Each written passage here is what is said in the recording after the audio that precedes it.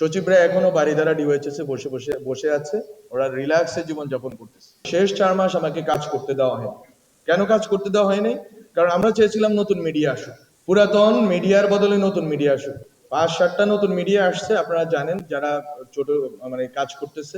ওরা কিছু ভালো কাজ অভ্যুত্থানের পক্ষে, জুলাইয়ের পক্ষে, এই তরুণদের পক্ষে কাজ করা শুরু করছে। এতেই পুরাতন বন্দোবস্তে যারা আছেন তাদের যথেষ্ট পরিমাণ ভীতি সঞ্চার হয়েছে। তারা যাতে কোনোভাবে আমরা কাজ না করতে পারি সেই ব্যবস্থা করেছে।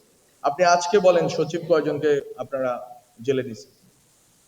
সচিবরা এখনো বারিধারা ডিওএইচএস এ বসে বসে বসে আছে। ওরা রিল্যাক্সে জীবন যাপন করতেছে।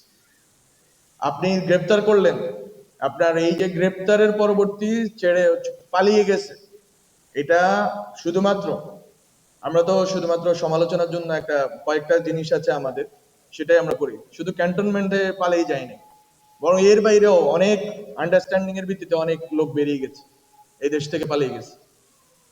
অনেক সচিব আমলা যাদেরকে আমি যখন জনপ্রশাসন কমিটির সেক্রেটারি ছিলাম, আমি দায়িত্ব নিয়ে বলছি, আমরা সেখানে চেষ্টা করেছি আওয়ামী লীগের এবং যারা ফেসিবাদের দালাল ছিল সেই সচিবদের বাদ দেওয়ার জন্য, কিন্তু আমরা বাদ দিতে পারিনি কেন, সেই জবাব আমি দিব। আমি ইউজুয়ালি বাসা থেকে বের হই না শহীদ ওসমান হাদির শাহাদাতের পরে, কারণ সিকিউরিটি কনসার্ন। আর আপনারা বলতে পারেন আপনার শুধু সিকিউরিটি কনসার্ন, আমাদের সিকিউরিটি কনসার্ন আছে because we spoke the truth, এবং এই জন্য মন্ত্রণালয়ের শেষ 4 মাস আমাকে কোনো কাজ করতে দেওয়া হয়নি।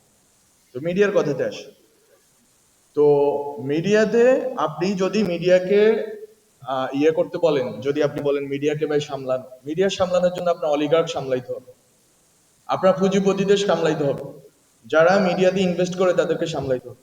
আপনি তাদের বিরুদ্ধে কোনো ব্যবস্থা নেবেন না। আপনি যারা সরাসরি হাইকোর্ট থেকে জামিন নিয়ে বেরিয়ে যাবে এবং বিভিন্ন বড় বড় এখন রাজনৈতিক দলের নেতাদের সাথে হ্যান্ডশেক করবে, তাহলে আপনি কিভাবে পরিবর্তন করবেন? আপনারও তো মানে এই বাংলাদেশে থাকতে হবে, আপনাকেও তো এখানে এই এত শত্রু পরিবেষ্টিত, এত কম্প্রোমাইজিং এলিমেন্টের সামনে আপনি কোনো সাহসী ভূমিকা রাখা আপনার জন্য খুবই কঠিন।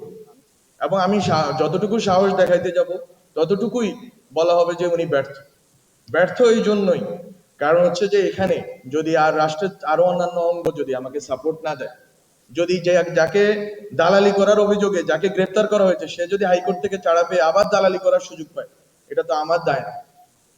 যারা অলিগার্করা যারা টাকা দিয়েছে তাদেরকে আপনি গ্রেপ্তার করলেন না, তাদেরকে বিচারে আওতায় আনলেন না, তারা এখনো ফান্ডিং করে যাচ্ছে এবং তারা ভুলের পর ভুল এবং মিথ্যা অপপ্রচার করে যাচ্ছে, তাদেরকে আপনি ধরবেন না। এটা তথ্য মন্ত্রণালয়ের কাজ না।